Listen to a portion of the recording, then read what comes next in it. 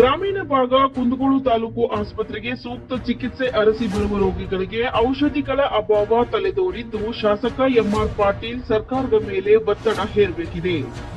ವೀಕ್ಷಕರೇ, ಕುಂದಗೋಳ ಗ್ರಾಮೀಣ ಭಾಗದಲ್ಲಿ 100 ಹಾಸಿಗೆ ಸಾಮರ್ಥ್ಯವುಳ್ಳ ತಾಲೂಕು ಆಸ್ಪತ್ರೆಗೆ ನಿತ್ಯ ನೂರಾರು ರೋಗಿಗಳು ಸೂಕ್ತ ಚಿಕಿತ್ಸೆಯನ್ನ ಅರಸಿ ಬರ್ತಾರೆ. ಹೀಗೆ ಆಸ್ಪತ್ರೆಗೆ ದಾಖಲಾಗುವ ಒಳ ಮತ್ತು ಹೊರ ರೋಗಿಗಳಿಗೆ ನೀಡಲು ಕುಂದಗೋಳ ತಾಲೂಕು ಆಸ್ಪತ್ರೆಯಲ್ಲಿ ಹಲವು ಔಷಧಗಳ ಕೊರತೆ ಕಂಡು ಬಂದಿದೆ.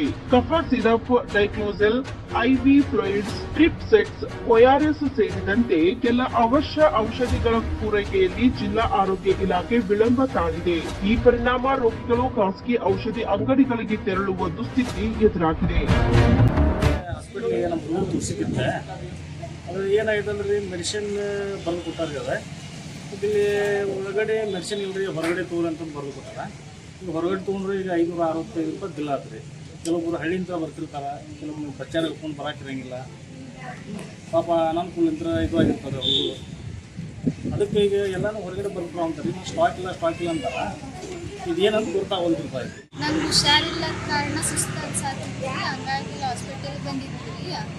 ಅವರು ಟ್ಯಾಬ್ಲೆಟ್ ಬರ್ದು ಕೊಟ್ರಿ. ಫಸ್ಟಿಗೆ BP ಮತ್ತು ಶುಗರ್ ಚೆಕ್ ಮಾಡಿ ಬ್ಲಡ್ ಟೆಸ್ಟ್ ಮಾಡೋದು ಹೇಳಿದ್ರು. ನಾರ್ಮಲ್ ಬಂದಿಲ್ಲ. ಮತ್ತು ಟ್ಯಾಬ್ಲೆಟ್ ಬರ್ದು ಕೊಟ್ರಿ.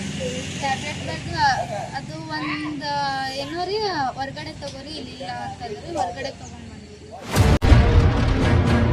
ಸದ್ಯ ರೋಗಿಗಳಿಗೆ ಅತ್ಯುತ್ತಮ ಚಿಕಿತ್ಸೆ ನೀಡುತ್ತಿರುವ ವೈದ್ಯರಿಗೂ ಔಷಧಿಗಳ ಕೊರತೆ ಬಗ್ಗೆ ಹೇಳಲು ಸಮರ್ಪಕ ಉತ್ತರ ಸಿಗದಂತಾಗಿದೆ. ಒಟ್ಟಾರೆಯಲ್ಲಿ ಜಿಲ್ಲಾ ಆರೋಗ್ಯ ಇಲಾಖೆ, ರಾಜ್ಯ ಸರ್ಕಾರ ಈ ಬಗ್ಗೆ ಸೂಕ್ತ ಕ್ರಮ ಕೈಗೊಂಡು ಬಡವರ ಸಂಜೀವಿನಿ ಸರ್ಕಾರಿ ಆಸ್ಪತ್ರೆಗೆ ಔಷಧಿಯನ್ನ ಒದಗಿಸಬೇಕಿದೆ.